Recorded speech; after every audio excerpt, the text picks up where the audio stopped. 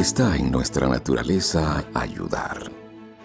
Por eso, desde hace 10 años, ayudamos a cientos de líderes empresariales a ser excelentes profesionales y mejores personas.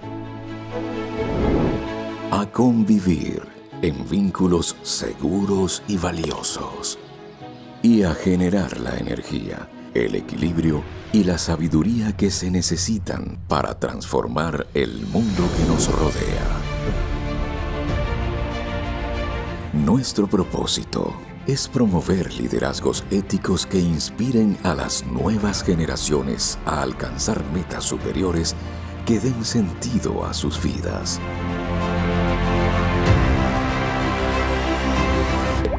Somos una poderosa plataforma regional que une y potencia el talento de mentes brillantes. Un grupo que pone pasión y corazón en su trabajo día tras día. Estamos juntos y preparados para adaptarnos al cambio cultural, a la transformación digital, a la era cognitiva y a los desafíos éticos. Podemos hacer que las cosas funcionen y más aún, que funcionen mejor. Cooperamos, innovamos, conectamos y aprendemos. Estamos plenos de experiencia y listos para el futuro. Sabemos hacerlo y lo vamos a hacer.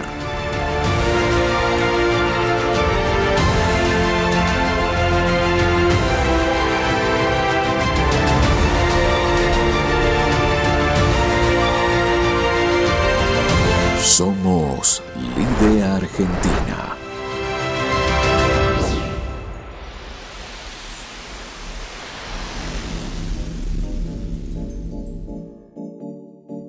Muy buenos días, bienvenidos a una nueva edición del Fórum Nacional de Sostenibilidad.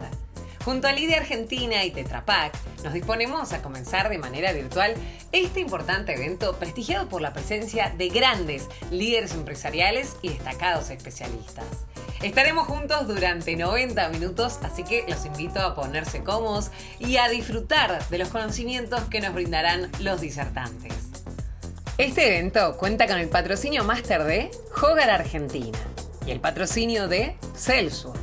Agradecemos a nuestros apoyos institucionales: Universidad del SEMA, Cambras, Bolsa de Cereales de Buenos Aires, GS1 Argentina, Instituto Tecnológico de Buenos Aires, UBA Investigación, Secretaría de Ciencia y Técnica, Fundación Favaloro, Escuela Superior de Economía y Administración de Empresas.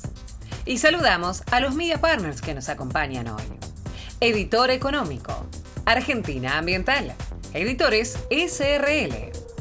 Agradecemos a Just Forwarding de Argentina, nuestro partner estratégico. Y a nuestros proveedores oficiales: Transparent Business, Claves, ProBusiness Sociedad Anónima, Logitech. Lide Argentina es una organización carbono neutro, al igual que sus eventos, gracias al apoyo de Carbon Group y Climate Trade. A continuación tengo el placer de presentar al querido Rodolfo de Felipe, presidente de Lide Argentina, para ya empezar con este encuentro. Buenos días, Rodolfo. Hola, Antonella, muy buenos días y muchas gracias a vos. Muchas gracias a todos. Les doy la bienvenida a esta 8ª edición del Fórum Nacional de Sostenibilidad, que lleva el título Empresas y Adaptación al Cambio Climático, una nueva forma de hacer negocio. Muchas gracias. Renuevo el agradecimiento a todos, a los apoyos institucionales, a los media partners, a Tetra Pak, que es nuestro partner, a Hogar, Just Forwarding, Carbon Group y Climate Trade. Recordamos eso, Lide es una organización que forma parte del Pacto Global de Naciones Unidas y una organización carbono neutro, y sus eventos, por ejemplo, es un evento carbono neutro también. Transparent Business, Logitech, Claves. Clave es nuestro proveedor de información competitiva y Nelson Pérez Alonso nos preparó para todos ustedes un muy completo y rico informe sobre la cuestión de la sustentabilidad, de la sostenibilidad. Va a llegarles a ustedes mañana con la edición del video de este encuentro. Y por supuesto también a Provision. Tenemos invitados especiales. Saludo a Eduardo Gómez Nara, presidente de CM Grupo, también a Milagros Graciani, que es Country Manager de Biflow, una startup ubicada en el sur de la provincia de Buenos Aires. Instituciones amigas nos acompañan: Alex Boer, presidente de la Cámara Panamericana de Biocombustibles Avanzados; Gabriela Müller, CEO del Grupo Brasil, saludo a Gabriela, una amiga; Juan José Aguirre Muñoz y Miguel Ángel Díaz San José de Fundatec, la prestigiosa fundación de España. Uno de ellos nos está mirando, Juanjo, desde Castellón, imagino, y Miguel Ángel desde Madrid. Y a Norma Ramiro, que es la Country Manager de la Australian Trade and Investment Commission aquí en la Argentina. También, por supuesto, a todos los miembros del Comité de Gestión y Consejo Consultivo y miembros de LIDE Argentina, les doy la bienvenida en esta mañana. Recuerden que tenemos el botón de chat, ya nos están comentando, hay gente mirándonos de Buenos Aires, desde Jujuy, desde Concordia, estoy viendo que nos están mirando también de otros países, como dije. Pero el botón de chat es para, bueno, dar sus opiniones, emitir sus opiniones. Los invito también, si quieren, a debatir ahí o a tomar contacto para darnos sugerencias o advertencias a nuestro equipo de producción. Y abajo tienen el otro botón, el botón de preguntas y respuestas, en el que ustedes podrán hacer preguntas a nuestros panelistas. Les pedimos que indiquen el nombre de quien la hace, a quién va dirigida y, por supuesto, que sean concretas y cortas para poder meterlas dentro de los 90 minutos que tenemos en esta mañana. Las que no puedan llegar a ser respondidas por el tiempo, porque no nos alcanza el tiempo, serán enviadas a los panelistas y los pondremos en contacto con ustedes para que se las respondan y continúen la relación. Siendo ya el tema que nos convoca en esta mañana, yo quiero comenzar diciéndoles que en el mundo de hoy, en el mundo moderno, estamos como bombardeados de información falsa o de información inútil. Por eso, la buena información es poder de transformación positiva de la realidad. La buena comunicación de una visión clara es una herramienta, o la herramienta más relevante para lograr esos cambios.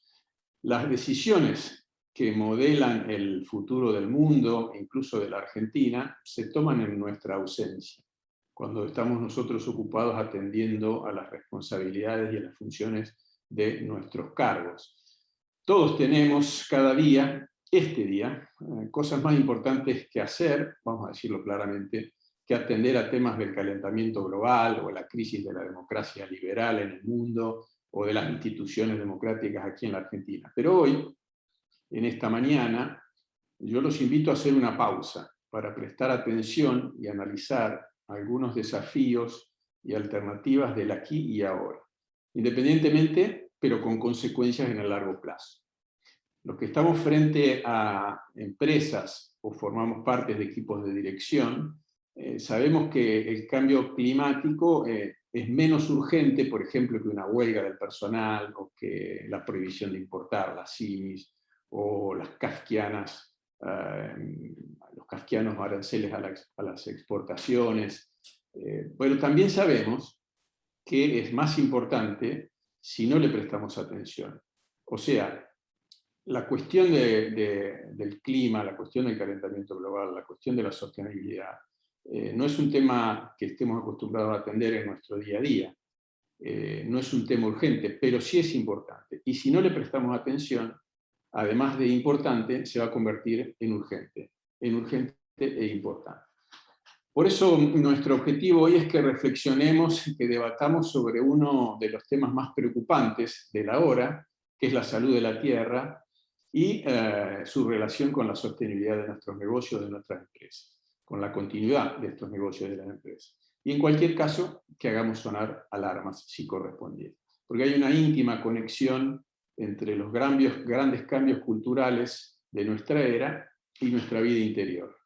Este mundo moderno, veloz, global, presiona sobre nuestros principios y valores. Y tenemos que cuidarnos muy bien de no ser cómplices involuntarios de los mismos problemas que aborrecemos o que condenamos. En materia del cuidado ambiental, las empresas, muchos años atrás, les bastaba con ser. es decir, tener procesos y productos que no afectaran el ambiente. Cuando se advirtieron hace algunas décadas las consecuencias para el ambiente de algunas prácticas, además de ser, fue necesario parecer. O sea, había que reaccionar, tener una actitud reactiva cuando se nos cuestionaba o se le hacía cuestionamiento a las empresas. Pero en la actualidad ya no basta con ser y parecer. Hoy necesitamos convencer, es decir, tener una actitud proactiva, comunicar lo que somos y lo que hacemos, comunicar nuestro ser sin esperar que nos pregunten o nos cuestionen. Nos guste o no, hoy estamos obligados a reformular nuestros negocios, para no quedarnos fuera del sistema y de los escenarios de comercio global y local o de inversiones internas o extranjeras. En esta mañana vamos a conversar sobre todos estos temas que son, como dije, muy importantes. Vamos a hacer una pausa y vamos a reflexionar. Para hacerlo, invito a presentar voy presentando a los expositores, pero primero lo voy a hacer con quien es presidente de la División Líder Sostenibilidad, quien va a presidir este foro y que lo hace desde hace ya 8 años. Le doy la bienvenida al director general del Tetra Pak para Consur también, a mi amigo Javier Kell. Bienvenido, Javier, buenos días. Hola Rodolfo, buen día y bienvenidos a todos. Un placer comenzar este foro y nada, bienvenidos. Bueno, muchas gracias, Javier. Junto con vos vamos a dar la bienvenida a una de las integrantes y socia del prestigioso estudio Becar Varela, quienes son Legal Advisors de LIDE Argentina. Ella es además presidente de la Comisión Pro Bono e Interés Público del Colegio de Abogados de la Ciudad de Buenos Aires y cuenta con una amplísima experiencia en el diseño y estructuración de negocios de prácticas ESG. Le damos la bienvenida a la doctora Fernanda Mieres.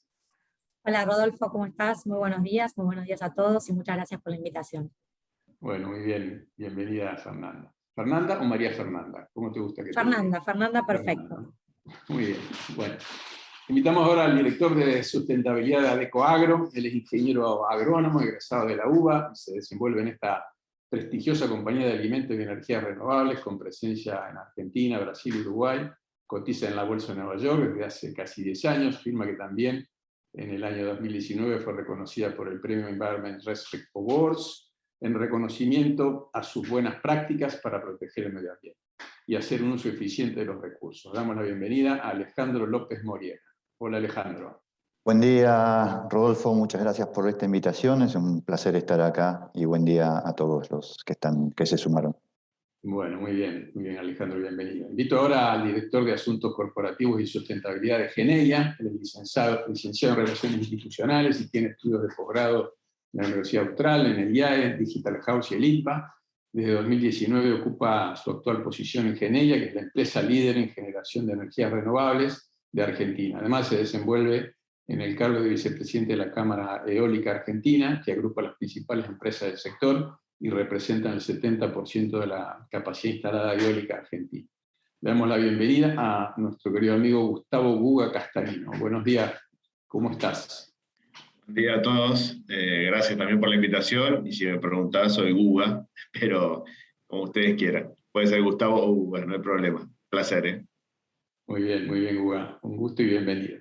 Y por último, el tercero de nuestros speakers, cuarto, le doy la bienvenida a un prestigioso consultor de energía y cambio climático, cuenta con una extensa trayectoria en activismo ambiental, en la gestión pública, lo hizo en la Ciudad de Buenos Aires, presidiendo la Agencia de Protección Ambiental, y luego como diputado nacional durante 2015-2019, hoy trabaja en la órbita privada en materia de energía, asesora el Círculo de Políticas Ambientales como consultor de MPB Consulting y es presidente de la coalición de parlamentarios Globe International, entidad fundada por Al Gore. Le doy la bienvenida a Juan Carlos Villalonga, Cali, para los amigos. Cali, bienvenido. Exactamente. Bueno, buen día, gracias por la invitación y buen día a todos los que están escuchando. Bueno, muy bien, bienvenido a todos. Es un placer enorme contar con ustedes, con la presencia de ustedes en este día. Vamos a encerrar en 90 minutos una gran cantidad de experiencias y conocimiento de todos ustedes. Para dar inicio, poner en contexto, yo los despido a todos, menos a Javier, y le pido que ponga en contexto y dé su palabra de introducción al tema de esta octava edición. Javier. Bienvenidos al octavo foro de sustentabilidad organizado por LIDE. Es un placer seguir haciendo estos foros. Y déjenme empezar diciendo que con la COP26 todavía en discusión y viendo el reciente informe del Grupo Intergubernamental de Expertos sobre Cambio Climático, o de la ONU, más conocido como el IPCC, hemos querido enfocarnos hoy en las empresas y la adaptación al cambio climático. El IPCC arrojó datos que son realmente alarmantes, a menos que haya reducciones inmediatas. Es importantísimo limitar a 1,5 o a 2 grados Celsius cuanto antes el calentamiento global, si no va a ser tarde, según el informe del IPCC, va a estar fuera del alcance de nosotros, ¿no? Entonces, frente a este escenario, no hay forma de que las compañías no pensemos en nuestros negocios con una estrategia de sustentabilidad que nos atraviese transversalmente. Desde mi experiencia en línea con nuestro compromiso en Tetra Pak de alcanzar 0 emisiones netas de gases de efecto invernadero en todas nuestras operaciones propias para el año 2030, este mes incrementamos el suministro de energía verde y renovable en nuestra planta de material de envase, ubicada en La Rioja, en más de un 50%. O sea, hoy más de un 50% de la energía que consumimos, que es menor a la que consumíamos hace 10 años, proviene de energía verde. Con este avance reafirmamos nuestra prioridad estratégica de impulsar una transformación sostenible en la industria, basándonos en una producción y consumo responsable que nos permita avanzar hacia la meta de 0 emisiones para el 2030 y 0 emisiones en toda la cadena de valor que nos compete para el 2050. Ejemplos hay muchísimos, y es nuestro rol desde el IDE compartir prácticas que pueden inspirar a otros a dar un paso adelante en esta temática, o sea, pasar a la acción. Para eso es un placer para mí, Andro, Gustavo, Juan Carlos y Fernanda, para sostener conversaciones absolutamente necesarias desde mi punto de vista, y considerando la situación en la que nos encontramos a nivel mundial, ¿no? Es urgente la necesidad de involucramiento y accionar de todos los actores de la sociedad de cara al cambio climático. Les deseo una gran jornada y, bueno, muchas gracias.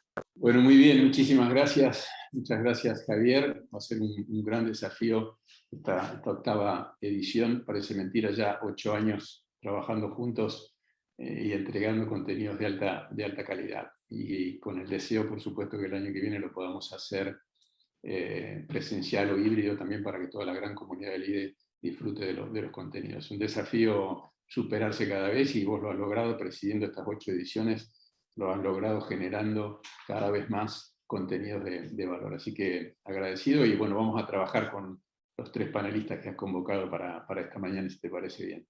Dije 3, pero en realidad son 4, porque la presencia de la doctora Fernanda Mieres la tenemos aquí. Ella es integrante, como dije, del Estudio Becar Varela, y va a iniciar con unas highlights, va a iniciar con comentarios desde el punto de vista legal. Este importante tema de la sostenibilidad, este importante tema que en definitiva funciona por debajo del paraguas de la calidad de vida, y tiene consecuencias e incumbencias legales muy importantes. Por eso la tenemos en esta mañana a Fernanda para que nos dé highlights en el tema de la sostenibilidad. Fernanda. Bueno, muchas gracias, Rodolfo. Bueno, tal cual como decís, vamos a intentar ver qué rol tenemos los abogados en este rol de la sostenibilidad. Un poco, creo, tomando el punto de partida lo que vos comentabas al inicio de la presentación, estamos viendo muchos desafíos que tenemos, digamos, como empresarios, y nosotros también como asesores legales, en todo este mundo que se va imponiendo, donde hay distintas situaciones urgentes que nos demandan atención. Obviamente acá en Argentina tenemos cuestiones estructurales y coyunturales que vos mencionaste, que muchas veces nos hacen quitar el foco a estas cuestiones de lo que va a tratar por ahí un poco este foro, que tiene que ver con el cambio climático, pero cada vez más la agenda de la sostenibilidad va siendo una prioridad para las empresas, y a partir de ahí siempre decimos que el derecho viene a poner como una especie de reglas de juego y marcar la cancha respecto de lo cual las empresas pueden hacer los negocios, y muchas veces los comportamientos empiezan primero antes de la regulación, y es en eso donde tanto los asesores legales internos de las empresas como los externos, como aliados estratégicos de los negocios, tenemos que estar atentos y tener una mirada hacia esto. Y la idea es un poco compartir estas cuestiones. Un poco como vos bien decías, y también mencionaba Javier, lo que nosotros estamos viendo es un movimiento global liderado por distintos stakeholders, entre los cuales uno de ellos son las empresas, que obviamente a través de estos modelos innovadores, que cada vez más van tratando de ser la nueva forma de hacer negocios, pero que bueno, hoy por hoy las empresas que empiezan a abrazar este tema de la sostenibilidad son miradas como empresas faros o empresas líderes, y empiezan a ver este cambio de paradigma donde empiezan a combinar no solo el factor de la búsqueda de la rentabilidad, lo que nosotros conocemos como la maximización de utilidades para el accionista, sino también con la generación y la creación de valor social y ambiental. La verdad que nosotros, como observadores de la realidad, como asesores legales, nos estamos dando cuenta que eso es una nueva forma de hacer negocios y que debemos estar preparados para llevarlo a cabo. Lo que vemos que es un entorno que cambia muy rápido, sobre todo en Argentina, donde tenemos muchas subsidiarias de empresas que son de origen europeo, digamos, del hemisferio norte, que muchas veces nos imponen ciertos comportamientos que debemos adoptar y cambiar rápidamente para estar a la altura de estos cambios que sean ya regulatorios y también del mercado. Y eso nos obliga un poco a todos, cada uno de su lugar, pero quizá a mí me toca hoy contarlo desde lo legal, como salir de esta zona de confort, empezar a ver de qué manera podemos ver esos cambios y los incorporamos a lo que es el asesoramiento y acompañar a nuestros clientes desde el punto de vista de asesor externo o el departamento de legales interno, acompañando la estrategia de la empresa en esta nueva forma de hacer negocios. ¿Qué vemos? Vemos que se está viendo una creación de valor a largo plazo. Entonces, ya es como que lo que se está viendo es esta tendencia de esta hiperconexión de relaciones complejas, donde muchas veces las empresas abrazan, y por eso están ahí en la foto de la filmina, los objetivos de desarrollo sostenibles, que son como una huella o un camino a seguir que cada empresa va abrazando a los efectos de poder darle un marco a esta estrategia de sostenibilidad. Y lo que nosotros vemos como algo que va cambiando es una especie de interrelación entre intereses públicos y privados, y ahí el rol del abogado es clave, porque no solamente uno tiene que asesorar desde el punto de vista si está desde interno de la empresa o desde el exterior como asesor externo, tiene que asesorar entendiendo esta realidad, ¿no? De esta hiperconexión, de este tema de que las empresas no solamente están buscando la maximización de la rentabilidad de sus negocios, sino el hecho de también hacer los negocios de buena manera o, digamos, teniendo en cuenta todos estos públicos de interés. Y es ahí donde el rol del abogado es clave para entender todo este mundo complejo y no solamente estar de un solo lado defendiendo a veces los intereses 100% sin velar por esta mirada de esta creación de valor a largo plazo, que es un nuevo concepto que se impone en la manera de hacer negocios y por ende el asesoramiento legal también tiene que acompañar en esto. ¿Qué es lo que vemos? El cambio de paradigma que yo les trataba de compartir respecto de la profesión, es como que el rol del abogado cambia, ya tiene una mirada ampliada, obviamente quiere ser un actor clave en esto del valor agregado que están dando las empresas, y siempre lo que estamos empezando a escuchar en distintos foros y todo, ya no es más el hacer los negocios estos win-win para todas las partes. Lo que nos damos cuenta es que si en negocios estratégicos o en asesoramientos de contratos donde nosotros podemos intervenir, las partes, digamos, intervinientes no ganan en un sentido las dos, el negocio a largo plazo no es sostenible. Y ya no se habla más del win-win, sino que el nuevo concepto es esto de good-good, hacer bien para que el negocio pueda de alguna manera ser próspero. Esto que hablamos es como que nosotros desde lo legal tenemos que entender el concepto integral del negocio y no solamente a veces atenernos al marco regulatorio imperante, sino empezar a ver otros conceptos que se tienen que incorporar al momento de hacer el asesoramiento. Y nosotros siempre decimos que los abogados estamos seteados para alertar sobre los riesgos, y eso es verdad, digamos, de esa manera fuimos seteados, de esa manera es como que agregamos valor al asesoramiento, pero también vemos esto como una oportunidad que tienen tanto nuestros clientes, las empresas, o, de nuevo repito, desde el punto de vista si somos asesores internos desde el departamento legal, acompañando la estrategia de sostenibilidad, como una oportunidad para hacer más y mejores negocios, obviamente siempre dentro de un marco de legalidad. Y creemos que a través de lo legal también somos promotores de la sostenibilidad y que podemos apoyar en la estrategia. Muchas veces es como que en los directorios me pasa de asesorar a varios clientes donde determinadas cuestiones se piensan a nivel del seno del directorio, incorporando quizá obviamente al sector financiero para ver la viabilidad del negocio y al responsable de sostenibilidad, pero muchas veces se olvidan de sentar a la mesa al asesor legal, que la verdad que es también un promotor de esa sostenibilidad y acompañar esta estrategia de la empresa. Así vemos como que hay distintos roles de los asesores legales, no me quiero como detener mucho en esto, pero es un poco lo que les venía contando, ¿no? Como este tema de hay que ampliar el rol de lo que se entiende por el asesor legal, donde puede identificar y evaluar los vacíos que hay respecto de un negocio nuevo que se quiere encarar, pero de dónde vienen esas tendencias legales e incorporarlo a la estructuración de negocios de sostenibilidad. Tiene que comprometerse un poco este tema, ¿no? de manera proactiva con los directivos, esto que yo contaba hace un rato, de participar en las reuniones de directorio, en la planificación de la estrategia, y comunicar de una manera en los instrumentos legales esa importancia de lograr esa sostenibilidad, ¿no? A lo largo del tiempo. Para no detenerme mucho en este tema, lo que quería contarles más es el tema, y ahí surge lo que es el asesoramiento con impacto, que muchas veces hablamos. Bueno, ¿qué es? Para nosotros es ponderar adecuadamente los aspectos económicos, sociales y medioambientales, no solo teniendo en cuenta los riesgos, que siempre están, sino las oportunidades de un buen negocio.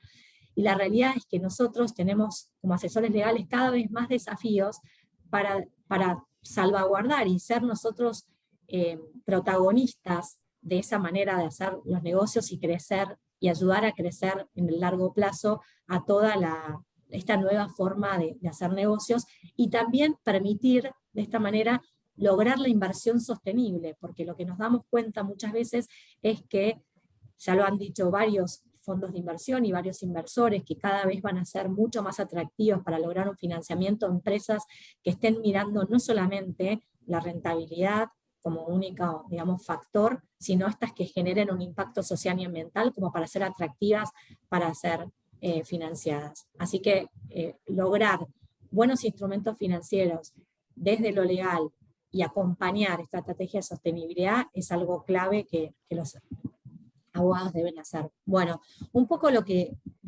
quería decirles, para ir así como un poco más rápido, es este tema de lo que estamos viendo, que existe este asesoramiento en Environmental and Social Governance, o el famoso ESG, que tanto escuchamos. Y la realidad es que si ustedes pueden ver en estas columnas, por más que esté en inglés, pueden ver qué abarca todo lo environmental, y un poco el marco de este seminario tiene que ver con el cambio climático. El cambio climático también abarca cuestiones sociales que tiene que ver con el género, con el tema de la no discriminación, con el tema de el trabajo esclavo, el tema de todo lo que tiene que ver con derechos humanos en empresas, y todo lo que tiene que ver con la gobernanza, ¿no? Cómo desde el directorio se pueden hacer políticas más transparentes, códigos de conductas, códigos de ética, el tema del reporte de sostenibilidad. En cada una de estas cuestiones, desde lo legal, hay un valor y algo para aportar. Por último, lo que quería comentarles es que muchas veces hay cuestiones que están en la legislación y otras que no. Primero de todo, obviamente, lo que siempre recibimos es que la sostenibilidad, dicen, no es esto legally binding, o que no es obligatoria. Y eso es cierto, en parte, porque es verdad que cada vez más nuestra regulación está adoptando principios internacionales y está incorporando en esta regulación activa ciertas cuestiones que hay que tener en cuenta. Pero también lo que nosotros vemos es una tendencia hacia dónde va el mundo, y que cuanto antes las empresas puedan incorporar estas cuestiones, más digamos, mejor preparadas van a estar para los negocios. Y por otra parte, esta parte que esto que decimos de que nosotros no debemos asesorar solamente en lo legal, sino en lo correcto, que creo que esa es la mirada ampliada y el rol que tenemos que tener para el abogado. Lo que nosotros estamos viendo es que hay cada vez más una tendencia para exigir esta licencia social para operar. Es como que no solamente uno debe hacer solamente lo que esté regulado, sino a veces ir más allá. Y esto, lo que decimos del soft law versus el hard law, es donde cada vez más hay que incorporar estos principios de sostenibilidad, sea de métricas en cuestiones de sostenibilidad o el tema de los objetivos de desarrollo sostenible, para que sean cada vez más como una guía y se incorporen en nuestras estructuras legales y vayamos incorporando el soft law al hard law. Así que bueno, esta era solamente unos highlights para contarles que hay mucho por hacer y que nosotros desde lo legal tenemos mucho para aportar. Así que bueno, muchas gracias. No, gracias, muchas gracias a vos, Fernanda. La verdad que breve, pero muy completo tus highlights, muy completas. La verdad, muchísimas gracias. Me gustó tu concepto de hiperconexión, de relaciones complejas, público-privado, y también se suma siempre el tercer sector. Y también, por supuesto, el concepto del valor del largo plazo, ¿no? De los aspectos no financieros de los estados contables. Así que volvemos más tarde con el segmento de preguntas y respuestas. Ya vi que hay alguna para vos, así que seguramente va a estar muy útil la segunda parte. Gracias, bueno, gracias, Fernanda. Ahora vamos con el director de sustentabilidad de Adecoagro, de esta gran firma. Le damos la bienvenida nuevamente a Alejandro López Moriena para conversar sobre estos importantes temas y que nos cuente qué es lo que están haciendo y van a hacer en Adecoagro. Alejandro. Muchas gracias, Rodolfo. Es un placer para nosotros poder estar acá en este foro participando y compartiendo nuestras visiones y experiencias. Coincido con lo que decía Fernanda, es un trabajo multiequipo, o es un desafío multiequipo la sustentabilidad, no solo el área legal, pero también el sector financiero, contable, la operación, por supuesto. Los temas ESG atraviesan a todas las áreas de la compañía y realmente hay que acostumbrarse a trabajar en forma multidisciplinaria. Bueno, tengo para compartirles un poco rápidamente cómo encaramos el cambio climático en nuestros negocios, pero primero quisiera contar un poquito, dar un poco de marco sobre quiénes somos y qué hacemos en Adecoagro. La siguiente, por favor.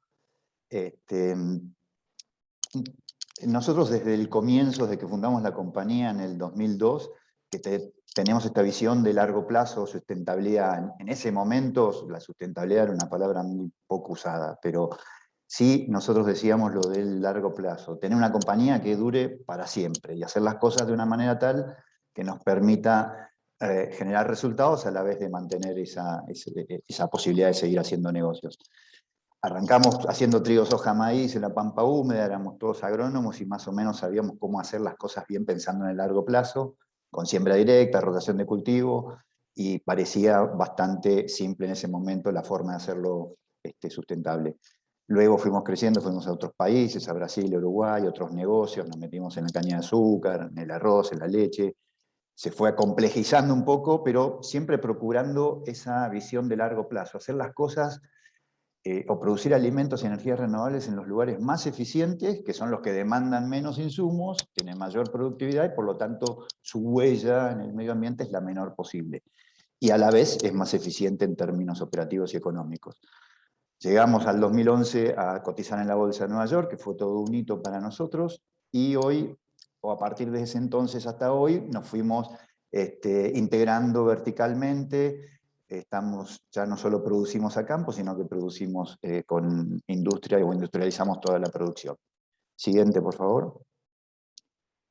Y todo esto siempre basado en los valores compartidos que tenemos desde el principio, donde la transparencia es clave, un poco el participar acá es esto, es contar tal cual hacemos las cosas, no porque creamos que es mejor o peor, simplemente compartimos cómo lo hacemos, que nosotros entendemos que es nuestra mejor forma de hacer las cosas. Puede haber diferencias o alguien la puede hacer distinta, pero sí creemos en esa transparencia de mostrar, pensar, decir lo que pensamos, un poco lo que decía Rodolfo, en ese ser, parecer y convencer ahora, obviamente, generando relaciones de confianza con toda nuestra gente, nuestros proveedores, nuestros accionistas, o todo lo que son nuestros stakeholders, con un foco en eficiencia, porque desde el comienzo pensamos que teníamos que ser atractivos para inversores o accionistas, pero también con ese foco en producir más con menos insumos. O sea que tenemos un foco en la eficiencia muy, muy marcado desde el inicio. apoyados en la innovación, porque siempre hay que pensar en formas distintas de hacer las cosas. A veces es incorporar tecnología, pero a veces es cambiar un proceso, cambiar la forma de ver las cosas, cambiar la forma de pensar, romper algún paradigma.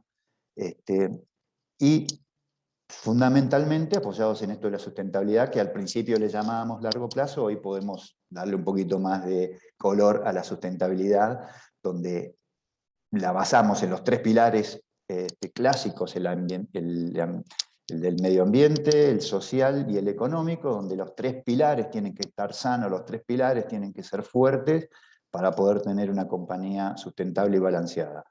Y finalmente la seguridad de nuestra gente, cuidando los aspectos, no solo la integridad física, sino todos los aspectos de confort o que hacen al trabajo diario de nuestra gente. Siguiente, por favor. Y tal vez por cómo nos conocen, es más por nuestros productos, que lo que nosotros tratamos es de lograr producir alimentos y energías renovables para un mundo mejor, que sean de altísima calidad, alto valor nutritivo, de alta eficiencia o si quieren sustentables por el poco uso de insumos que requieren y de alta productividad, y energías renovables como el etanol y la bioelectricidad, es básicamente lo que hacemos en Brasil. Pero ahí tienen tal vez algunas marcas que hablan por nosotros, que son más conocidas en la leche, en el arroz, en los snacks, pero también tenemos algunos productos más commodities y algunas especialidades. Siguiente, por favor.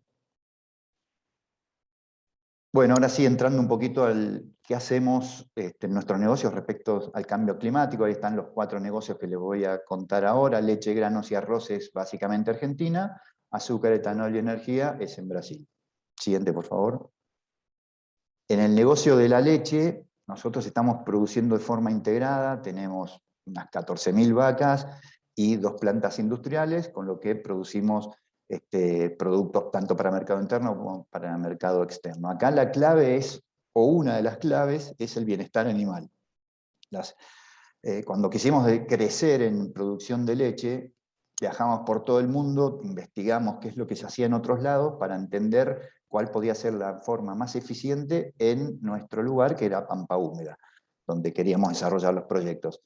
Ahí encontramos un sistema de altísima eficiencia, altísima productividad, pero que está basado en el confort de la vaca. Entonces el centro es que la vaca esté en óptimas condiciones, y las razas que utilizamos nosotros son razas que se han desarrollado en el norte de Europa, o sea, están acostumbrados a un clima más fresco que lo que es la Pampa Húmeda.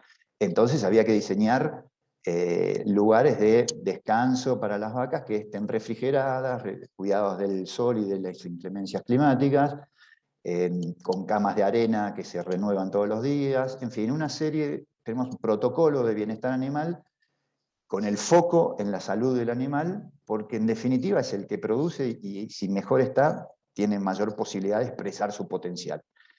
En ese foco de bienestar animal también logramos una productividad que es más de 36 litros por día por vaca, que es casi el doble de lo que tiene el promedio nacional hoy en Argentina, pero también produce mucho estiércol. O sea, esa misma vaca que tiene alta productividad de leche produce mucho estiércol. Entonces, desde el principio pensamos en qué podíamos hacer con ese estiércol, cómo manejarlo de una manera eficiente y sustentable. También, de vuelta, viajamos por todo el mundo hasta que encontramos un sistema de utilización del estiércol en biodigestores para producir biogás. Con ese biogás se puede generar energía eléctrica o alimentar una caldera o cualquier otro proceso industrial. En nuestro caso, nosotros construimos unos biodigestores con una potencia de 1,4 mega, y con eso generamos unos 10.000 megawatts-horas por año. Acá lo importante es que el estiércol, si uno lo deja tal cual en el campo, al aire libre, se degrada naturalmente y libera metano. Y el metano sabemos que es un gas de efecto invernadero muy potente. Con el biodigestor lo que estamos haciendo es juntamos todo el estiércol de las vacas, los ponemos en los biodigestores, que son como si fuera un estómago gigante de una vaca, y forzamos a que se haga una nueva degradación de esa materia orgánica que está en el estiércol. Y ahí el metano que se libera lo capturamos y en lugar de ir a la atmósfera a generar un efecto invernadero, lo transformamos en un biocombustible, en biogás. Y ese biogás es el que alimenta al generador y el generador nos produce esta energía renovable. Y a su vez, esto nos da una posibilidad de generar créditos de carbono por esa reducción de emisiones que estamos logrando. Pero eso no es todo, porque lo que sale del biodigestor, que es el estiércol procesado, por decirlo de alguna manera, es muy rico en nutrientes. Entonces ahí tenemos biofertilizantes que vuelven al campo, nutren de forma orgánica, sustentable, a nuestros cultivos, que son el alimento de las vacas, y ese biofertilizante desplaza fertilizante químico. O sea, dejamos de usar un fertilizante químico como urea o diamónico, que están basados en combustibles fósiles o consumen mucho combustible fósil, así que también desplazamos o reducimos emisiones al utilizar estos biofertilizantes. Con lo que este sistema que tenemos, este modelo sustentable, realmente nos da confort, o nos dio confort en seguir creciendo y así llegar a las 14.000 vacas. Luego todo eso se procesa, toda la leche se procesa en las plantas que tenemos y va a productos de mercado interno y de exportación, como les contaba antes, con una total trazabilidad de la calidad. Siguiente, por favor. Así lo que logramos es una leche baja en carbono. Si ustedes pueden ver en los gráficos, en el de la izquierda, ahí tienen datos de la intensidad de carbono en kilos de dióxido de carbono por kilo de leche producida, donde ven que pueden ver abajo del gráfico lo que sería nuestra intensidad, la de Adecoagro, la leche de Adecoagro, comparada con el resto de otros lugares del mundo. Y por ejemplo ven que el promedio mundial, según la FAO, que es 2,2, está muy por encima de nuestro valor, que está en 0,5. Y mismo los países desarrollados tienen un promedio de 1,4, o sea, muy por encima de lo que es nuestra huella de carbono. ¿Y eso cómo lo logramos? Con la alta productividad, con el foco en el bienestar animal y con utilizando los biodigestores, como les contaba, para generar energía eléctrica renovable, utilizar los biofertilizantes que desplazan fertilizante químico a base de petróleo, y con eso, con este modelo sustentable, nosotros podemos tener una leche muy baja en carbono. A su vez también tenemos unos paneles solares entre los tambos, donde reducimos el consumo de energía a base fósil. Siguiente, por favor.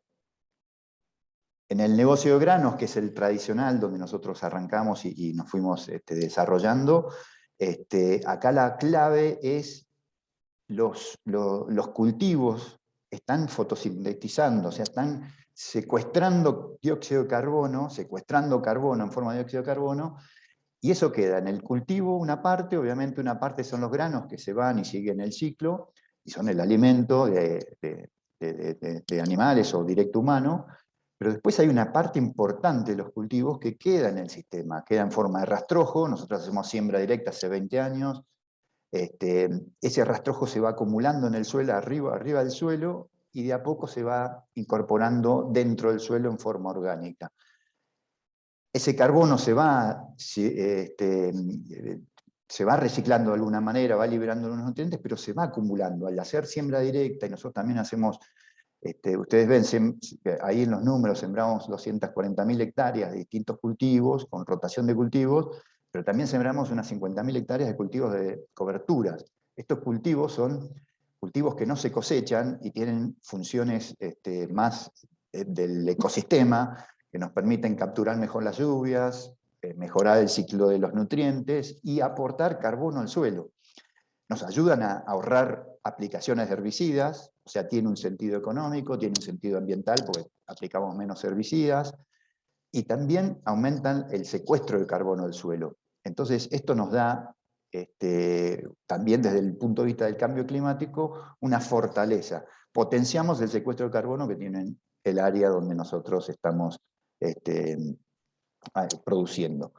También tenemos soja producimos soja RTRS, sustentable, es un estándar de sustentabilidad que por ahí conocen. Tenemos unas plantas industriales donde procesamos maní principalmente y girasol también. Y en todo este ciclo, donde la trazabilidad es importantísima, nosotros podemos realmente mostrar a nuestros clientes finales, por ejemplo, un comprador de maní en Rotterdam, en Europa, mostrarle cómo manejamos el suelo, cómo capturamos carbono, qué herbicidas usamos o cómo reducimos el uso de herbicidas gracias a este sistema, y cómo logramos también certificaciones a nivel industrial que nos dan sobre calidad e inocuidad alimentaria. Siguiente, por favor.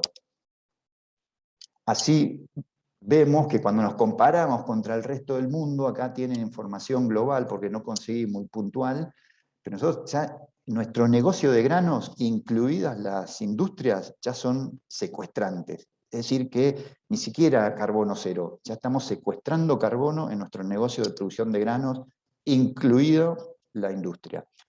Y cuando uno se compara con el promedio del trigo del mundo, que está en 1,57 kilos de dióxido de carbono por kilo de producto, realmente estamos muy bien posicionados. Y así también comparándonos contra otros valores globales de otros cultivos.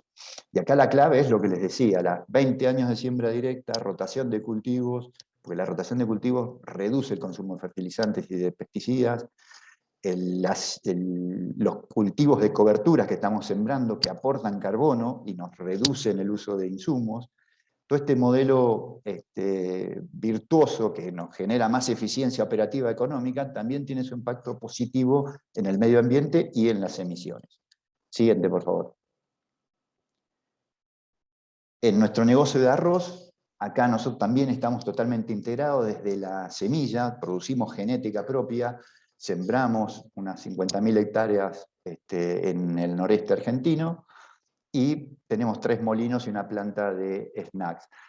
Acá también la trazabilidad es clave y todo lo que nosotros podemos hacer en la tecnología, todo el arroz hace bajo riego, y todo lo que podemos hacer para reducir ese consumo de agua, que está asociado a un consumo energético, obviamente, para lograr irrigar estas 50.000 hectáreas, eso reduce las emisiones también. Y por eso nosotros nos fuimos hace unos años, ya casi 10 años, también viajamos por todo el mundo, fuimos a ver de qué forma se podía hacer más sustentable el arroz, con el foco en el riego, y nos trajimos una tecnología que se llama nivel cero, pendiente controlada, también le dicen, donde con todo un software y GPS de alta definición, de precisión, nosotros logramos aplanar los campos de arroz casi a la perfección. Entonces, se requiere menos agua para regar la misma superficie.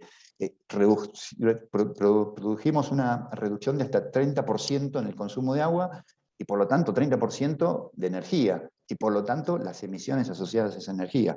Entonces acá tenemos también un trabajo que tiene una relación muy fuerte, como mencionaba Fernanda, el good, donde tenemos una ventaja económica operativa, porque reducimos los consumos del riego, y una ventaja ambiental.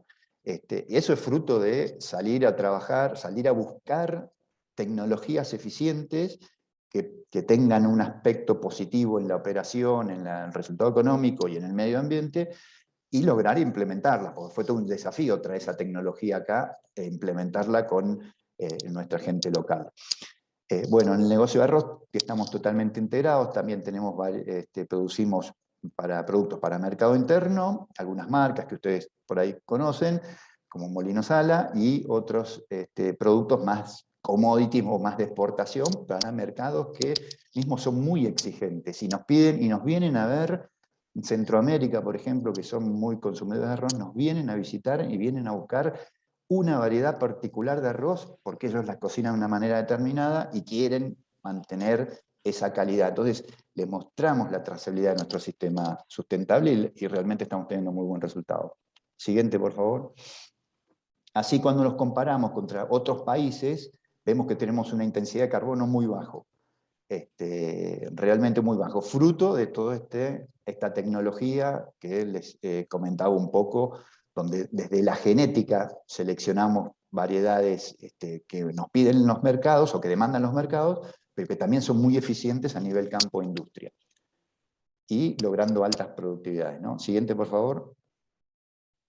En Brasil, que lo que tenemos allá es caña de azúcar, de por sí es un negocio, un modelo muy sustentable. La caña de azúcar es una de las plantas que más carbono fija, así que por lo tanto es muy eficiente en la producción de azúcar, de etanol y de energía eléctrica renovable, porque con la fibra que sale de la molienda del azúcar, de la caña, nosotros producimos energía eléctrica. Para que se den una idea, las escalas en Brasil son tremendas, pero producimos energía eléctrica como para el equivalente a una ciudad de 1 millón de habitantes.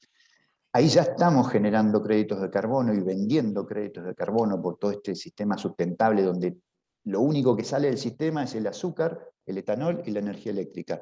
El resto vuelve todo al sistema. Todos los residuos de la industria vuelven, la viñaza, la torta de filtro, vuelven como biofertilizantes y se aprovecha absolutamente todo. Siguiente, por favor. Así es como que mismo en un negocio que es altamente sustentable, estamos como tenemos las usinas más, que tienen mejor performance en Brasil, con una calificación que nos permite vender más créditos de carbono. Siguiente, por favor. Y ya con esto termino. Nosotros creemos que nuestra compañía, con casi 500.000 hectáreas de cultivos, plantaciones y hábitats naturales, y a través de la vegetación estamos fijando un montón de carbono, muchísimo carbono, para producir alimentos, energías renovables, créditos de carbono que ya estamos vendiendo, y también servicios ecosistémicos que hoy no se valoran mucho, pero yo creo que en el mediano o largo plazo se van a empezar a valorizar. Y todo eso genera un carbono orgánico que vuelve al suelo. Ahí en el logo nuestro un poco que tenemos desde el principio se refleja eso. La parte oscura es toda la tierra, el suelo, donde se va acumulando ese carbono, y la parte superior más clara son todos los cultivos que crecen ahí. Parte de ese carbono se recicla y vuelve como nutrientes para nuestros cultivos, pero parte se va acumulando en el suelo, en los rastrojos y en todo el sistema. Y ahí es donde creo que nosotros tenemos una oportunidad para realmente mostrar cómo somos una compañía sustentable, pero que además secuestra carbono. Bueno, eso sería todo. Muchas gracias. Muy bien. Alejandro, muchas gracias. Muy difícil resumir todo lo mucho que está haciendo Adecoagro en esta materia, pero muy bien, los números que mostrás son realmente impresionantes. Vamos ahora con nuestro siguiente panelista. Estamos pasaditos de tiempo, como los pilotos vamos a tener que corregir en vuelo. Seguramente tengamos que acortar el segmento de preguntas y respuestas. Nuestro siguiente panelista es Guga Castagnino, que está en Geneia manejando las relaciones institucionales y la sostenibilidad de la más importante empresa generadora de energía de fuentes renovables. Guga. Voy a mostrar rápidamente una presentación, también contando un poquito quiénes somos, y después ya un poquito yendo más a lo que hablábamos, y un poco de esto de estos nuevos negocios que también genera el cambio climático, ¿no? Y a lo que estamos obligados todos a... Yo siempre digo, esto no es una opción, digo, vamos hacia ese lugar, algunos irán más rápido que otros, pero el camino es ineludible. Rápidamente, ¿qué es Geneia? Geneia es la empresa número 1 en generación de energías renovables en Argentina, y una de las 10 más importantes de Sudamérica. Esto lo destaco porque tenemos varios campeones de la generación renovable en Sudamérica, como es Brasil. Brasil tiene hoy casi 20 gigas de generación renovable, de todas las tipos de energía renovable. Argentina hoy está alrededor de 4 gigas, pero bueno, la verdad que dentro de ese marco nos enorgullece de seguir liderando en Argentina y aparte seguir creciendo como uno de los más importantes en Sudamérica. Ahí vemos un poquito cuál es la participación de Geneia en energías renovables.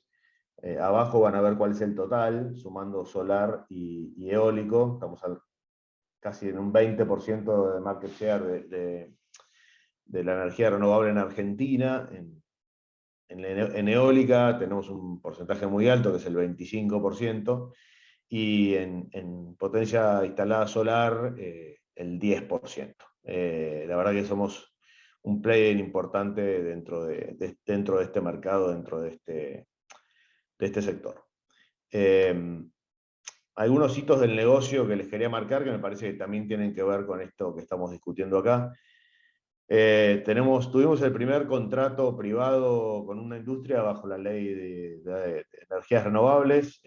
Esto lo llamamos MATER, el mercado a término, son los contratos privados. El primero que firmamos hace unos años fue con Loma Negra. Hoy tenemos 16 contratos con diferentes empresas. Tetra Pak es el último que se sumó a esta larga lista de compañías, que van desde Loma Negra hasta Tetra Pak, pasando por empresas como Cargill, Royal Canin, McCain, Saint-Gobain, bueno, una gran cantidad y de muy diferentes sectores, el Banco Macro, etc. Tenemos el parque eólico en Argentina más grande, que es el Parque Eólico Madryn, que tiene 222 megawatts de potencia instalada. También tenemos uno de los 3 parques solares más grandes de Argentina, en San Juan, que tiene 82 megawatts de potencia instalada. Hicimos la primera operación de venta de bonos de carbono de magnitud en Argentina, con la empresa Natura en 2019. Que ahí quiero hacer un paréntesis y que tiene que ver con esto que muchos discuten, la compensación de la huella, si esto es un famoso greenwashing, que lo voy a comentar ahora al final, pero nosotros siempre decimos que hay que empezar primero por la mitigación de la huella de carbono o de la emisión de gases de efecto invernadero, un poco lo que contaban recién sobre Adecoagro y todos los procesos que están implementando dentro de sus diferentes cadenas de valor, y como último paso, siempre hay una parte que es muy difícil de mitigar y casi imposible. Bueno, ahí nosotros tenemos los bonos de carbono como para compensar el resto de la huella y que algunas empresas puedan cumplir sus objetivos de carbono neutralidad. Bueno, hemos hecho muchas inversiones, la verdad que más de 1.200 millones de dólares desde 2015, la verdad que es mucha plata. La verdad que tenemos récords muy interesantes. Por ejemplo, tenemos 8 operaciones de Project Finance por más de 500 millones de dólares en 2 años. Los Project Finance están liderados por los principales bancos de desarrollo a nivel mundial y que tienen exigencias muy fuertes, que también voy a hablar un poquito más adelante, que tienen que ver con todo esto que planteaba Fernanda al inicio, de cómo va cambiando la mirada de los inversores y de los bancos respecto a qué tipo de negocios apoyan. Estamos operando hoy 236 aerogeneradores en todo el país y 280.000 paneles solares en total. Y emitimos este año el primer bono verde corporativo internacional con una Second Party Opinion de Sustainalytics, que después les voy a contar quiénes son. De bono fue por 366 millones de dólares. Y aparte, el primer bono verde local también con la revisión independiente de una consultora externa por 65 millones de dólares, que hoy está cotizando en el panel de SBC, que son los bonos sociales verdes sustentables de Dima. Contarles un poco de dónde venimos. Nosotros venimos de ser una empresa de energía tradicional, y lo que hicimos en los últimos 5 años, además de crecer, casi cuadruplicar nuestra capacidad instalada, redujimos drásticamente la presencia de la energía térmica en nuestro negocio, y hoy casi el 90% de los ingresos de GNEA provienen de las energías renovables. Esta es nuestra presencia en el territorio.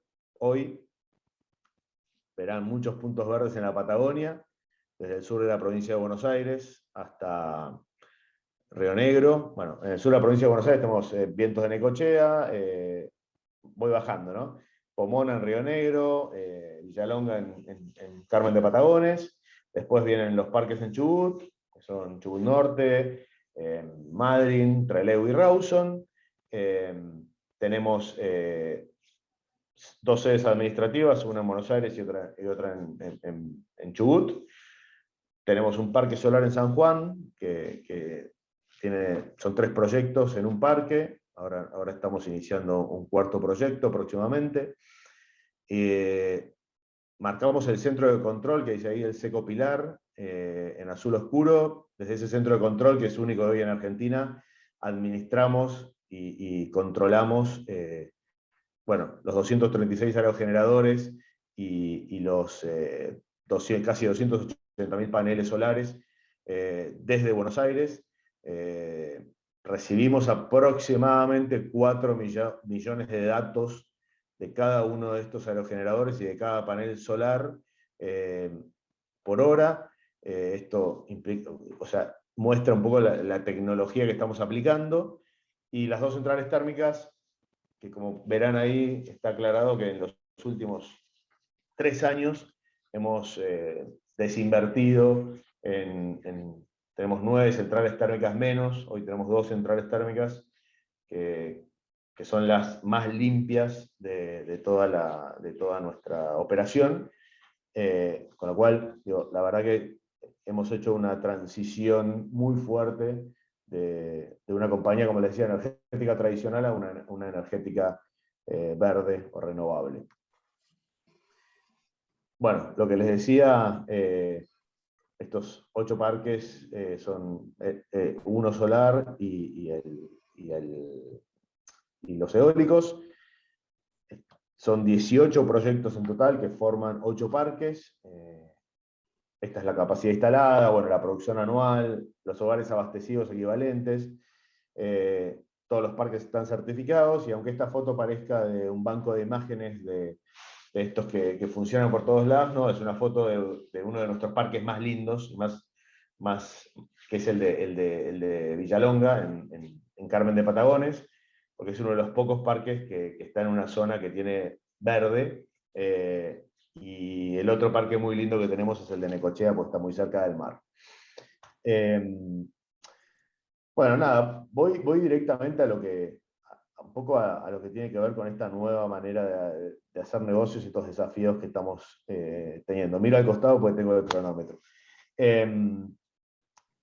A ver, yo tuve la suerte de estar en la COP26, en representación de la Cámara Eólica, y como miembros de la Global Wind Energy Council, GWEC, que es la principal organización que agrupa a las 96 asociaciones eólicas que hay hoy en el mundo, y a las principales empresas dedicadas a la energía eólica.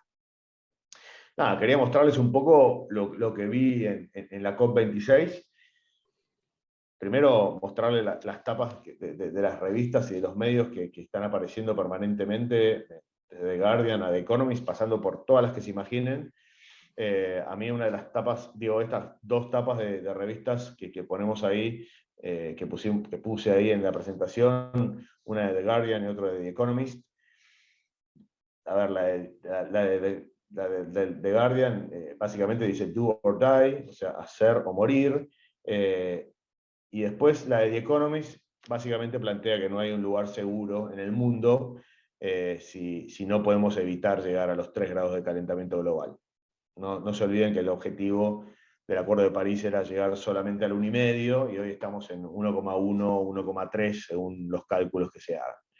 Que son cada vez más sustentables los cálculos y más científicos. Ya no es opinión, sino que hay mucho dato científico. Y como destacable, bueno, ahí verán que todos los países, la mayoría de los países tenían sus stands, organizaciones, etc. Y ahí a mi izquierda y a vuestra derecha, entiendo, había una escultura muy interesante, que están estos 3 osos polares con su chaleco salvavidas, porque ya no tienen lugar donde quedarse, y ahí un pingüino, una imagen muy fuerte, un pingüino ahorcado, viendo cómo su ecosistema se va desapareciendo. La verdad que hoy el cambio climático es una realidad y nos cuestiona a todos, ¿no? Estas fotos, muchas son que sacamos de los medios, pero otras son las que saqué yo allá en Glasgow también. Básicamente lo pongo porque hoy me parece que el principal driver del cambio tiene que ver con los consumidores. Cuando hablo de los consumidores, estoy hablando literalmente de los consumidores, de las personas que compran diariamente nuestros productos, o los productos de cualquier empresa, de cualquier lugar en el mundo. Obviamente, muchos organizados en ONGs y asociaciones civiles, de todo tipo y de todo color. A mí me llamó mucho la atención la presentación que hizo el primer ministro de Tuvalu, una isla en el Pacífico Sur, que forma parte de un grupo de islas y de países insulares muy pequeños, que básicamente están luchando para que su territorio no termine desapareciendo por el crecimiento del nivel del mar, básicamente obviamente por el aumento del calentamiento global y por el derretimiento de los polos y del hielo de los glaciares a nivel mundial.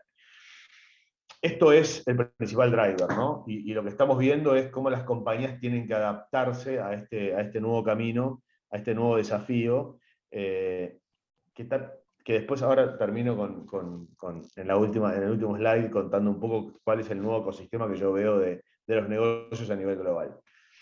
Quería mostrarles un ejemplo de cómo están trabajando las compañías. No solamente, lo decían antes algunos de ustedes, de mis predecesores acá en el panel, esto de el greenwashing versus la realidad y lo que comunicamos como compañías. Esta es una campaña muy fuerte que está haciendo el ScotRail, que es básicamente la compañía de trenes de Escocia. Obviamente Escocia era el anfitrión o el lugar donde se hizo la COP26. En cada estación de trenes estaban estos carteles, estas publicidades o esta comunicación, básicamente reflejando los cambios que vienen haciendo a nivel interno en cuanto a procesos, a mayor eficiencia, a reducción de residuos, etc. Un poco lo que contaban recién de Adecoagro, y estas comparaciones tan fuertes que tienen que ver con de qué manera podemos contar algo que es bastante complejo y mostrarlo de una manera simple para cualquier consumidor, que la vea y que sea impactado. Pero lo importante, ¿no? Un poco lo que decía Felipe al inicio, tiene que ser muy transparente eso.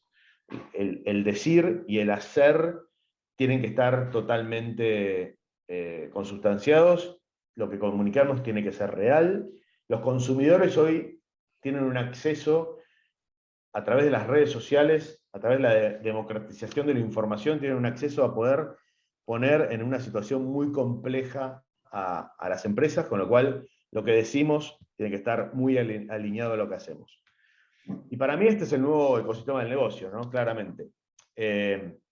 Hablábamos de ESG, hoy los aspectos de medio ambiente, sociales y de gobernanza de las compañías son mirados de otra manera por las principales calificadoras de riesgo a nivel mundial. Ahí puse el ejemplo de Fitch o de Moody's, incluso de JP Morgan.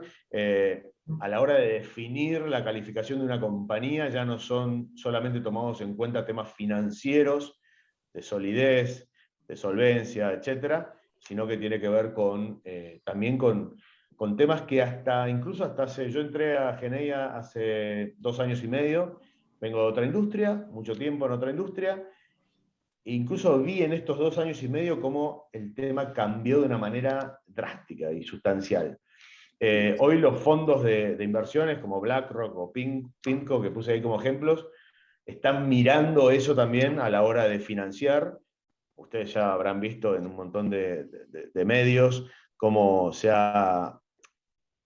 empieza a hablar de que estos fondos de inversión, los bancos de desarrollo, etcétera, van a dejar de financiar cierto tipo de actividades, como la prospección petrolera. Hoy la huella de carbono es clave a la hora de definir esos estándares que hablábamos recién, y que ahí puse una noticia de The Guardian que salió hace muy poco, que muestra un carrito de supermercado, y que básicamente en ese carrito de supermercado hay solamente productos que tienen huella de carbono neutral. ¿Qué quiere decir esto? Que si las compañías no se adaptan, incluso las argentinas, van a empezar a perder mercados, a ser más caros, con lo cual enfrentarse con esto que está pasando, y que empresas como Amazon dejan de vender productos que no tengan huellas de carbono neutrales, porque básicamente los consumidores los rechazan. Antes veíamos solo el tema de calorías, azúcares, etcétera, productos orgánicos. Hoy la huella de carbono es clave. También, obviamente, los impuestos al carbono empiezan a tener un papel muy preponderante, sobre todo en los países desarrollados.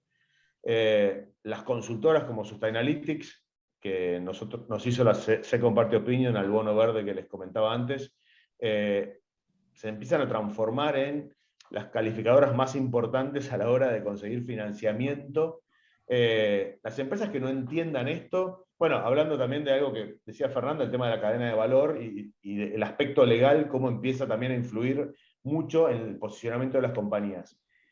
La empresa que no entienda esto, y ya termino, la empresa que no entienda este nuevo ecosistema del negocio y que entienda que el greenwashing que puse ahí no es la solución, porque hoy hacer un greenwashing es arriesgarse a que los consumidores boicoteen sus productos o que sea muy fácil diluir la reputación de una compañía. Los que no entiendan este nuevo ecosistema, no solamente les va a costar mucho más vender sus productos, sino que probablemente queden afuera de sus mercados. Entonces, digo, me parecía importante marcar esto, creo que Cali lo va a ampliar mucho más, pero bueno, esta es un poco la mirada que tenemos de una empresa que trabaja con las energías verdes, con lo cual tenemos un camino mucho más simple para trabajar con este tipo de nuevo ecosistema, ¿no? Gracias Guga, coincido con esto, ¿no? Con lo que decís del greenwashing, del ecoblanqueo, se estima que más que el 5% de los productos son mentirosos, en definitiva. Dicen que son verdes y no lo son. Como le diste, o como me diste, sí, como me diste. Algunos dicen que son más que ese 5% que le decís. Bueno, ojalá que sea menos, pero coincido también en que la condena social, hay como, lo hablaba también Alejandro, hay como una especie de necesidad de generar trazabilidad, ¿no? Que cómo llegamos hasta acá de punta a punta. Y energía es sinónimo de desarrollo económico y social, y ahora también de desarrollo económico y social sostenible, y en eso están ustedes. Me diste el pie bárbaro, te despido hasta el final. Me diste el pie bárbaro para presentarlo a Cali Villalonga, que también como vos está viniendo desde Glasgow y nos trae lo último en tendencias globales en el tema de sostenibilidad. Bienvenido de nuevo, Cali. Bueno, a ver, yo creo que lo han dicho varios, el cambio climático y todo lo que trae aparejado en términos regulatorios, consumidores, diseño de mercados, es el gran contexto en el cual se tienen que desenvolver los negocios, que ya ustedes, y creo que las dos empresas que estuvieron comentándonos, muestran claramente que ya el contexto de negocios está cambiando. Creo que eso es más que evidente. Yo creo que lo primero a decir en este sentido es que no solo esto ocurre, sino que esto se acelera. Y esto me parece una palabra clave en lo que va a venir. Y creo que si algo esperábamos en cuanto a los resultados de la COP26, es que la tendencia en la aceleración se ha hecho evidente.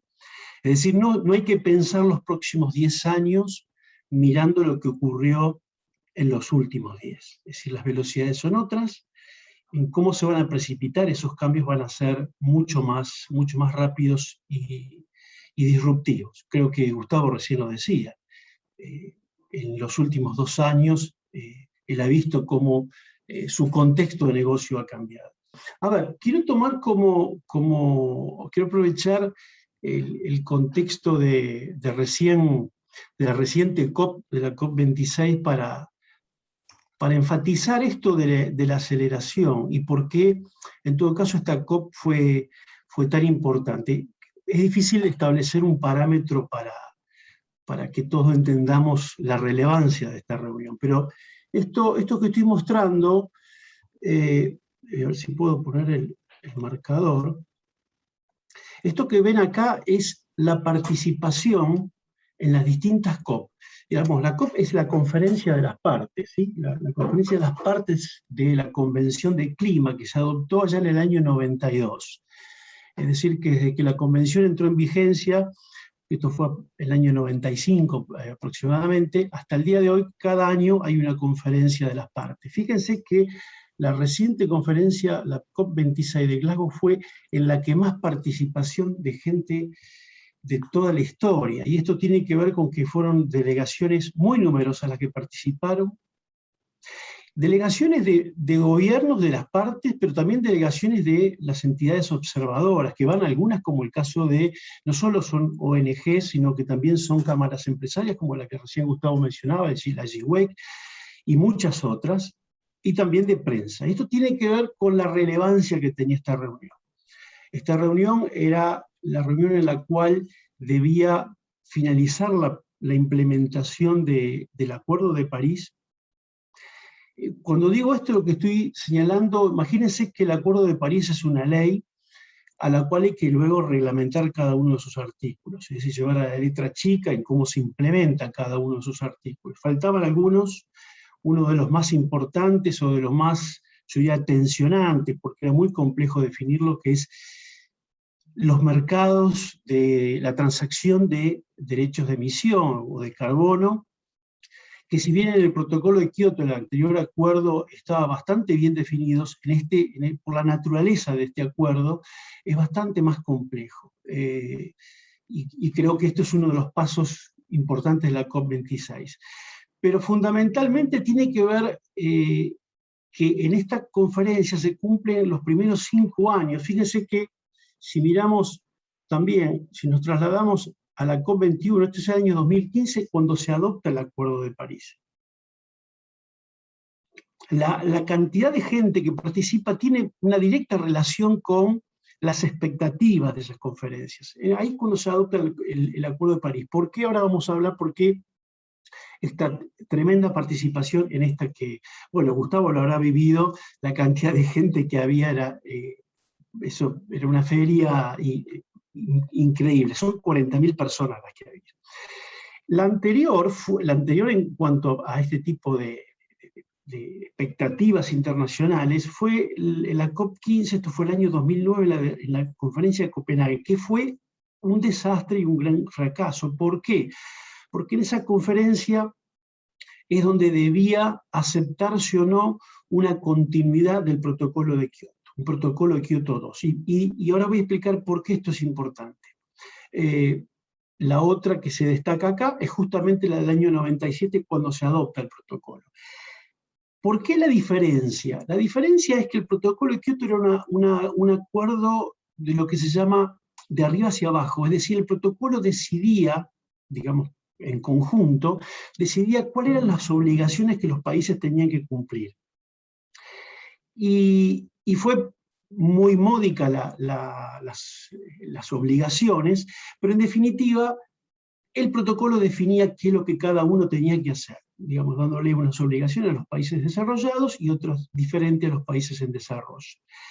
Ese aspecto mandatario del acuerdo fue muy rechazado. Este es el motivo por el cual Estados Unidos se va del protocolo, etc. El Acuerdo de París, después de este fracaso,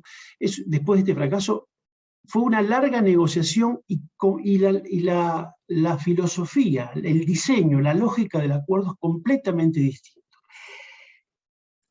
Un aspecto es fundamental y que cambia la historia de todo esto, y esto es el porqué la aceleración, por ejemplo, esto que recién mencionaba Gustavo respecto de los últimos 2 años, es que el Acuerdo de París da un paso trascendente, que fija un objetivo climático. Es allí donde se empieza a hablar oficialmente y se adopta la meta del 1,5 grados o 2 grados, digamos, en ese rango es el objetivo en el cual tenemos que estar. Y esto determina absolutamente todo.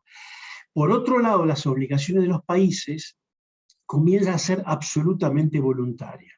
Es decir, los países ya no tienen un objetivo que cumplir cada uno individualmente porque se lo dice el acuerdo, sino que tienen que poner sobre la mesa su propio compromiso. Entonces, en esta conferencia, a los 5 años, es donde debía darse una primera revisión global de qué tan cerca o qué tan lejos estábamos, de acuerdo a esos compromisos que los países habían adoptado, del objetivo climático de 1,5 grados.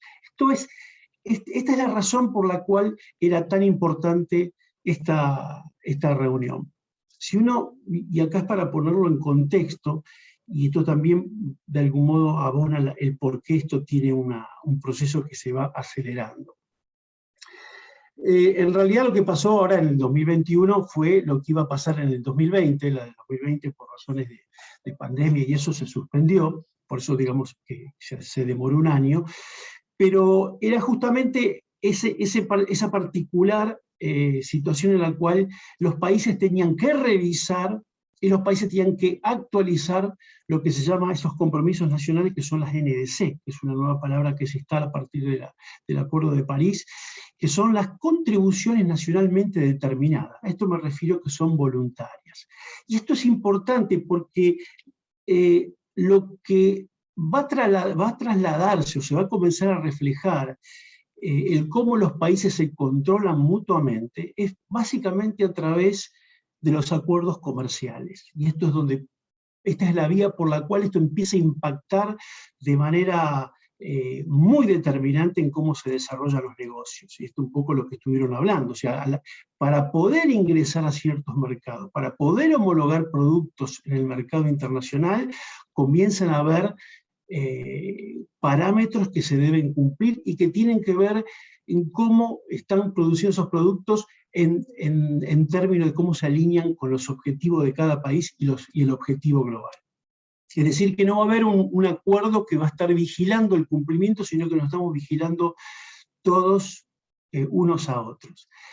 Ahora, ¿esto es por única vez? No. Esto obligó a los países a presentar sus contribuciones allá por entre el año 2016 y 2017, y en la COP26 era el momento en el cual se tenía que revisar. Por eso hubo muchos anuncios, fundamentalmente en la primera semana de esta conferencia, en la cual se modificaron algunas tendencias y ahora quiero señalarlo. Pero esto se va a estar repitiendo de manera quinquenal. Por esto la conferencia de Glasgow se cumplía el primer ciclo de 5 años del Acuerdo de París. Y esto va a repetirse cada 5 años, y en realidad uno de los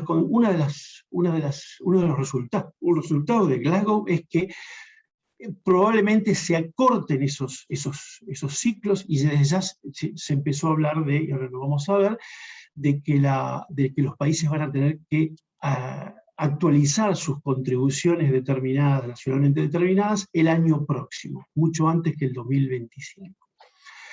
Así que este es la hoja de ruta de las negociaciones internacionales, que tienen por objetivo llegar al 2050 en lo que es la neutralidad de emisiones o cero emisiones, digamos en términos de más y menos, de emisiones y absorciones.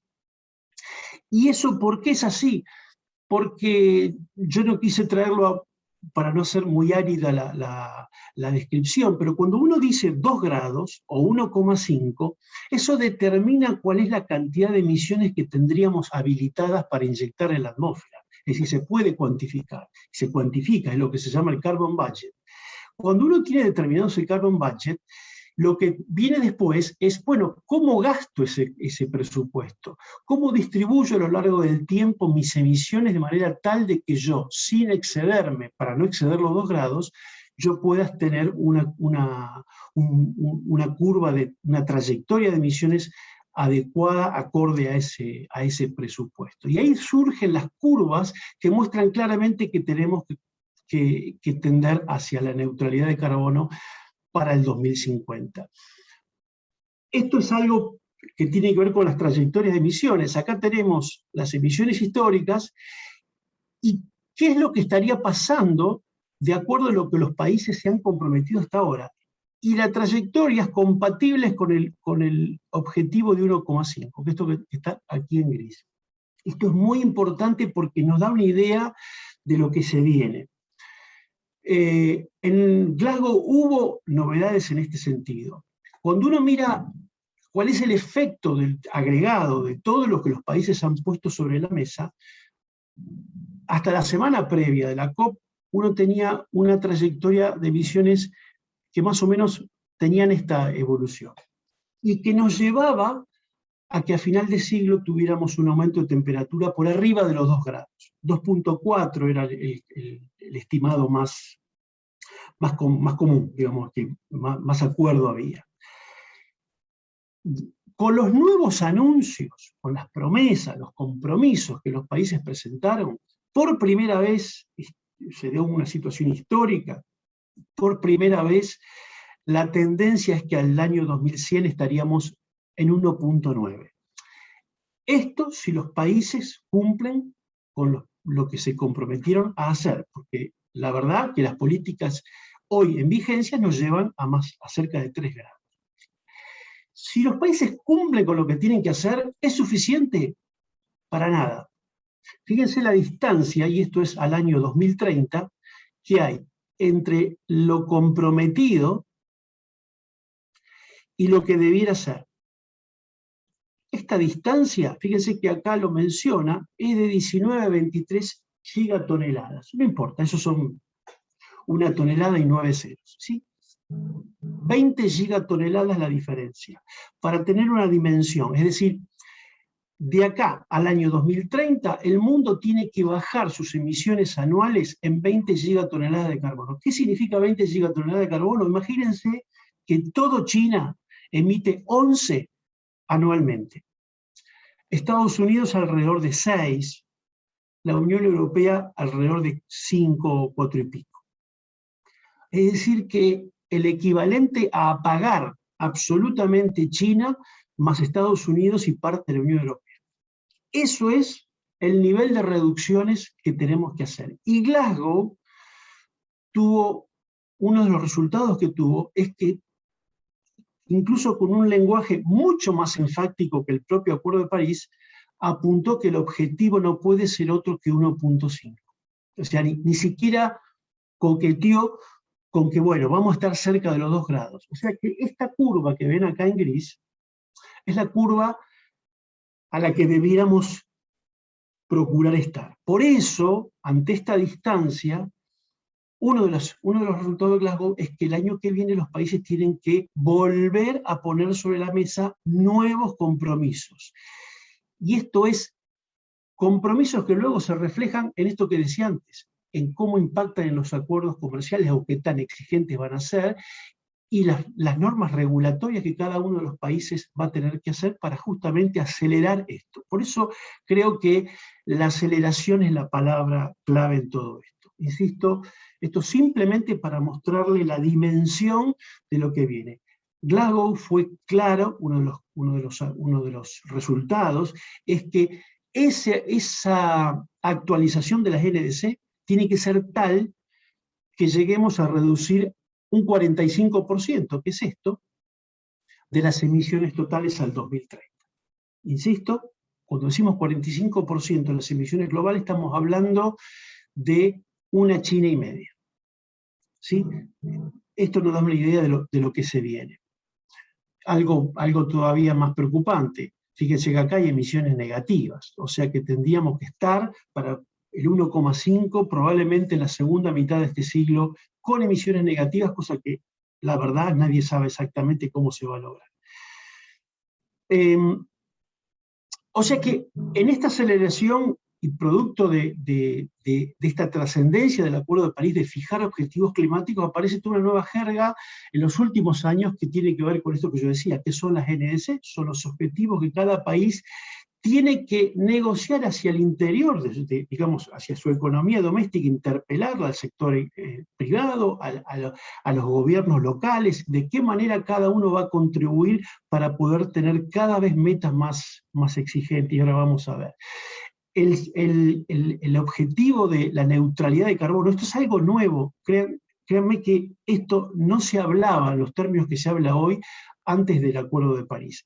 La neutralidad de carbono era algo que solo circulaba en círculos muy específicos, muy especiales, de gente que trabaja de manera muy directa en todos estos temas, pero hoy la política está hablando de 0 emisiones netas en el 2050 o años parecidos. Alemania habla en 2045, China lo ha puesto en el 2060, y algo que también me parece trascendente. Hoy se habla de manera muy frecuente y de manera, ya es un vocabulario común y corriente, vulgar, hablar de la transición energética. En el año 2015 era muy difícil hablar de transición energética. hablábamos o los gobiernos hablaban de diversificar la matriz energética, introducir las renovables para que convivan con las demás fuentes convencionales. Bueno, el Acuerdo de París, al fijar esa meta climática, muestra claramente que acá lo que hay que hacer es un cambio radical y un abandono muy acelerado de los combustibles fósiles. Por lo tanto, es una transición de un mundo fósil a un mundo no fósil en tan solo, fíjense de lo que estamos hablando, 30 años. Esto viene pasando, insisto, la palabra clave es la aceleración. En todo esto, vieron que apareció un actor nuevo en los últimos 3 años, no mucho más, y tiene que ver con esto. Cuando los países empiezan a ver de qué manera llegar al cero neto, bueno, aparece no solo las renovables y una cantidad de tecnologías, sino aparece otra vez con fuerza la aparición del hidrógeno, para justamente cubrir algunos sectores de la economía que son más difíciles de descarbonizar por la vía ya a esta altura convencional de las energías renovables. Es decir, estoy mencionando algunos elementos nuevos que se han incorporado al vocabulario y a las materias de decisión y discusiones del desarrollo que tienen los gobiernos. Por supuesto que todo esto incorporándose a una agenda que a esta altura ya es convencional, como es el caso de las renovables, las baterías, la movilidad eléctrica, e incluso el tema de la captura de carbono, porque es un tema que, como yo les mencionaba, hacia el final del siglo, algo por el estilo, seguramente va a tener que aplicarse. Entonces, este es el contexto, para que ustedes vean cuál es el contexto global que comienza a ser condiciones de contorno muy importantes para desenvolverse en este nuevo ecosistema de negocio. Muy rápido a lo que pasa en Argentina, cómo se refleja esto en Argentina. Fíjense, lo que allí tienen es la primera INDC, que era un ensayo de INDC que se presentó en el 2015, fíjense que era simplemente que Argentina decía cuánto iba a crecer, no limitar. En el año 2016 se hace una revisión y se plantea lo que está ahí en esa línea marrón, que es otra vez decir simplemente limitar el crecimiento. Y una meta condicionada al acceder a créditos internacionales, que era básicamente estabilizar. En el año 2020, diciembre de 2020, se presenta una nueva NDC en la cual ya hay una estabilización clara de emisiones y se plantea el objetivo de neutralidad 2050. Esto Argentina ya lo presentó formalmente ante la Convención. Y en abril de este año hubo una nueva revisión en la cual se bajó todavía un poco más. Esto tiene que ver, por ejemplo, y esto habla de cómo se va desarrollando las negociaciones, esto tiene que ver con una invitación que tuvo Argentina con un conjunto de países de América Latina para tener una conversación con John Kerry, con el gobierno de Estados Unidos. Esto se va a ir repitiendo y es muy probable que en el año próximo tengamos una nueva NDC. Con lo cual, si miramos qué va a pasar en los próximos 10 años, no lo miremos con el contexto restrictivo de la actual NDC, porque esto se va a ir ajustando año tras año. ¿Alguna observación sobre resultados? Fíjense, esto es lo que yo les decía. Acá aparece que antes de final del 2022 los países van a tener que revisar y hacer más restrictivas a las metas. Cali, no, te pido disculpas, son 11 y 9, si querés ir redondeando, la gente sigue súper enganchada, tu presentación. Solamente salteo varias cosas de lo que se viene. La Unión Europea, por ejemplo, va a establecer una especie de barrera o impuesto al dióxido de carbono en frontera. Es decir, para todos los productos que ingresen, equiparar en lo que pagan el impuesto al carbono domésticamente en el propio mercado de la Unión Europea a lo que venga de afuera. Esto es algo que está ya decidido y la discusión es cuándo se implementa. Pero esto habla de lo que se viene. Esto va a estar 2023, 2025 se implementa. El Fondo Monetario Internacional lo que está planteando es probablemente la necesidad de que haya un impuesto al dióxido de carbono global, ya no un impuesto colocado por países que suelen tener diferentes lógicas y valores. Entonces, yo algunas Te pido que vayamos redondeando. Sí, que vayamos redondeando. Sí. Bueno, lo que dije, no hay retroceso, se aceleran los tiempos, es totalmente disruptivo. Creo que no es solamente el mundo de la energía, esto es la descarbonización de todos los sectores de la economía. Y fundamentalmente, ¿cuál es el desafío para Argentina? Argentina, por varias razones, está demorada en esto y es muy peligroso no subirse a tiempo a esta ola que significa un recambio tecnológico absoluto que se está produciendo en el mundo. Muy rápido. Muchas gracias. Cerramos acá. Bueno, muchísimas gracias. Mientras vamos invitando a nuestros 3 speakers más Javier, además de Cali, Guga, Alejandro, Fernanda. Quiero agradecer a todos quienes preguntaron. Ya respondieron todos ustedes. Te vamos a pasar algunas que hay para vos, Cali. Ya respondieron todos ustedes. Le quiero agradecer a Andrés Costamaña, que hizo preguntas, a Ana Simone, a Héctor Mario Rodríguez, también a Cecilia Sáenz, Jorge Lazaun, también a Juan Pablo Costa, Juan Pedro Alejandro King, todos los que han preguntado, María Roca Tagliata, todos los que han preguntado, las que no pudimos responder, les quiero agradecer a todos ustedes porque ya respondieron. El tema es súper interesante, la gente está más que enganchada, gran cantidad de preguntas. No tenemos más tiempo, uno de nuestros compromisos es simplemente cumplir con el horario. Sí les quiero decir, no se olviden, el jueves 2 de diciembre de 9:30 a 11 vamos a llevar a cabo una nueva edición de nuestros Leader Talks. En este caso va a ser hacia la banca del futuro. Vamos a hablar de Innovation and Trends en este tema. Es súper importante, ya hay mucha gente inscripta, no se lo pierdan.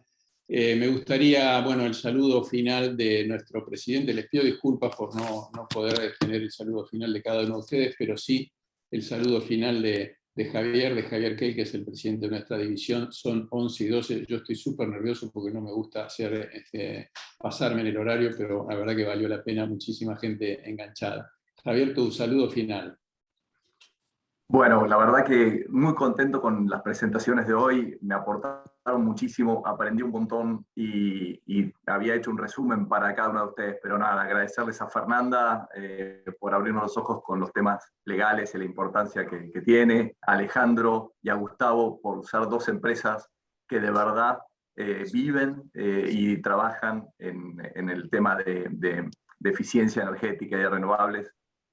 Adecuagro con un modelo de desarrollo sustentable espectacular y GNIA por una transformación hacia una empresa totalmente de fuentes de producción de energía verde, ¿no?